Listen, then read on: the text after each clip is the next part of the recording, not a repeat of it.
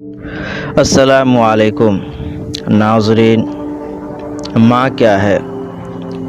माँ वह हस्ती है जिसकी पेशानी पर नूर, आँखों में ठंडक, अल्फाज में मोहब्बत, आगोश में दुनिया भर का सुकून, हाथों में शफ़क़त और पैरों तले जन्नत है। माँ ऐसा लफ्ज़ है जो दोनों होठों के मिलाए बगैर अदा नहीं किया जा सकता।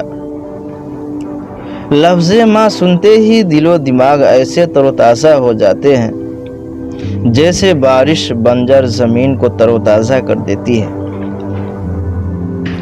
माँ के बगैर घर हमेशा वीरान नज़र आता है। अल्लाह ताला ने माँ को ये दर्जा अता किया है कि उसके कदमों तले जन्नत रख दी। माँ की मोहब्बत वह गहरा समंदर है कि जिसकी गहराई को आज तक न कोई नाप सका और न ही कोई नाप सकेगा। माँ की मोहब्बत वह हिमालय पहाड़ है कि जिसकी बुलंदियों को आज तक न कोई छू सका और न छू सकेगा। माँ की मोहब्बत वह सदाबहार फूल है जिस पर कभी खज़ा नहीं आती। माँ तो औलाद पर कुर्बान हो जाया करती है। माँ के बारे में लिखना समंदर को कूज़े में बंद करने के बराबर है। हर रिश्ते की मोहब्बत को अल्फाज में बयान किया जा सकता है, मगर माँ की मोहब्बत नाकाबिले बयां है। माँ कहने को तो 3 हरूफ का मजमुआ है, लेकिन अपने अंदर कुल कायनात समाये हुए है। माँ की अज़मत और बड़ाई का सबूत इससे बढ़कर और क्या होगा कि रब्बे करीम जब इंसान से अपनी मोहब्बत का दावा करता है तो उसके लिए माँ को मिसाल बनाता है। माँ वह है जिसको एक नज़र प्यार से देख लेने से ही हज का सवाब है। एक शख्स ने अपनी माँ को कंधों पर उठाकर 7 हज कराए और बोला, आज मैंने अपना हक अदा कर दिया। तो गैब से आवाज़ आई कि अभी तो तूने उस एक रात का हक भी अदा नहीं किया। जब तूने सोते में बिस्तर गीला कर दिया था तो तेरी माँ ही थी जिसने तुझे तो खुश्क जगह पर लेटा दिया और खुद गीली जगह पर लेट गई। कहते हैं कि मोहब्बत की इब्तिदा और इंतहा को दुनिया में नापने का अगर कोई पैमाना हो तो वह सिर्फ और सिर्फ एक लफ्ज़ में मिल सकता है, और वह लफ्ज़ है माँ। दुनिया के सारे रिश्ते नाते एक तरफ और माँ जैसा लाजवाल रिश्ता एक तरफ। माँ मोहब्बत की वह इब्तिदा है जो अपनी औलाद को 9 महीने अपने पेट में पालती है। उन 9 महीनों में वह हर गुजरते लम्हे के साथ दुनिया में आने वाले उस बच्चे के लिए खुद सरापा दुआ बन जाती है।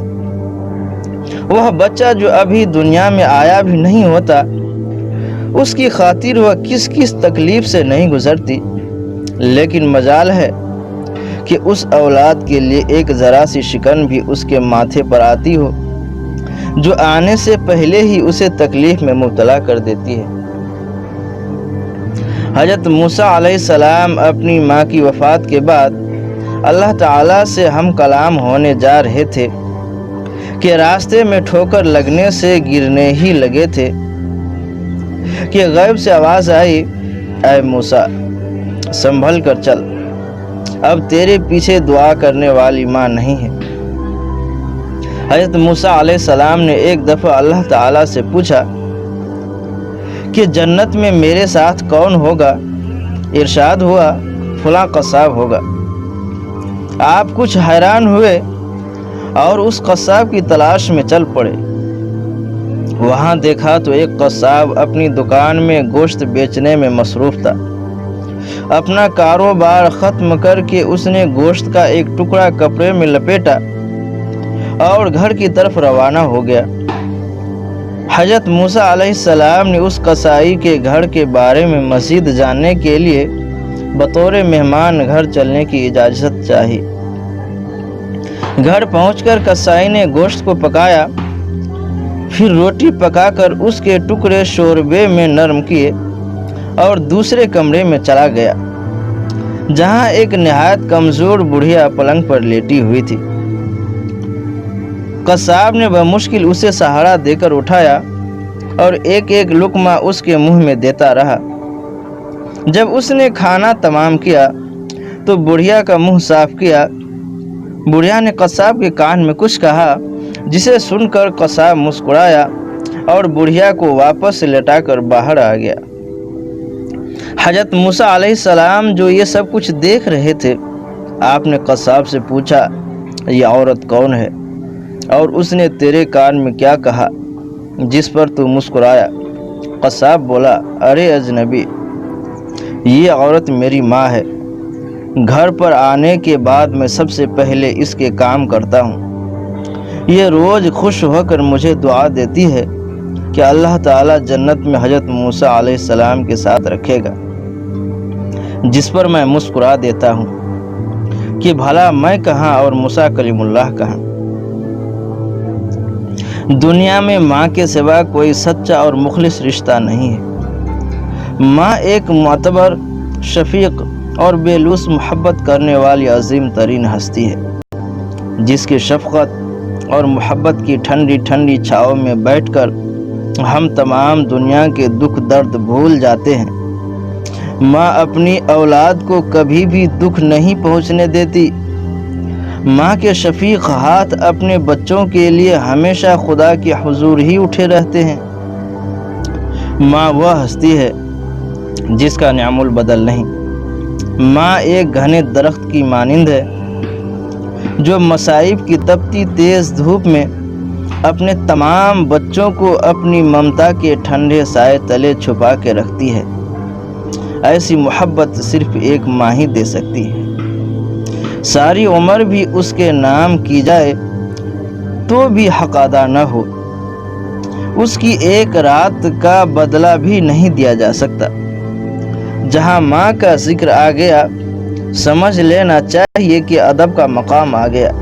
اللہ نے ماں کی ہستی کو یہ جان کر بنایا ہوگا کہ جب ایک ہارا ہوا انسان ناکامیوں سے تھک جائے تو ماں کی آغوش میں پناہ لے لے اور اپنے سارے رنج و الم، دکھ اور غم ماں کو کہہ سنائے، اور جب ماں پیار سے اس کی پیشانی چومے تو اس کی تمام پریشانیاں اور اندیشے ختم ہو جائیں۔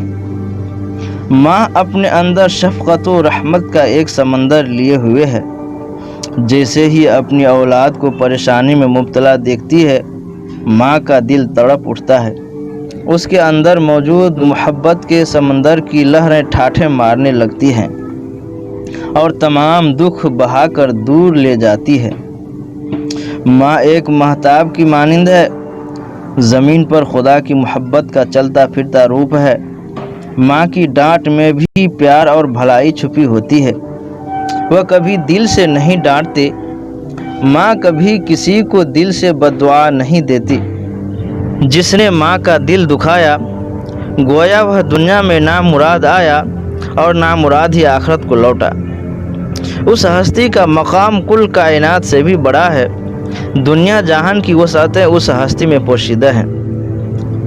قرآن میں اللہ رب العالمین نے بھی اپنی بندگی کے ساتھ ساتھ والدین کی اطاعت و فرما برداری کو لازم قرار فرمایا، اور اس اطاعت کی حدیث کی روشنی میں ماں کی فرما برداری کے عوض جنت کی لازوال نعمتوں کا وعدہ فرمایا گیا ہے، کیونکہ ماں کی ممتا اور محبت میں کوئی غرض پوشیدہ نہیں ہوتی۔ ماں اپنی اولاد کی وفاؤں کا بدلہ نہیں چاہتی، اور یہی وجہ ہے کہ ممتا جیسی نعمت کی مثال ہے اور نہ ہی کوئی نظیر ہے۔ ماں کی محبت کبھی ختم ہونے والی نہیں ہے۔ ماں کی ممتا مرکز تجلیات اور سرچشمہ حیات ہے۔ ماں صداقت کا پیکر ہے جس میں کوئی بناوٹ نہیں۔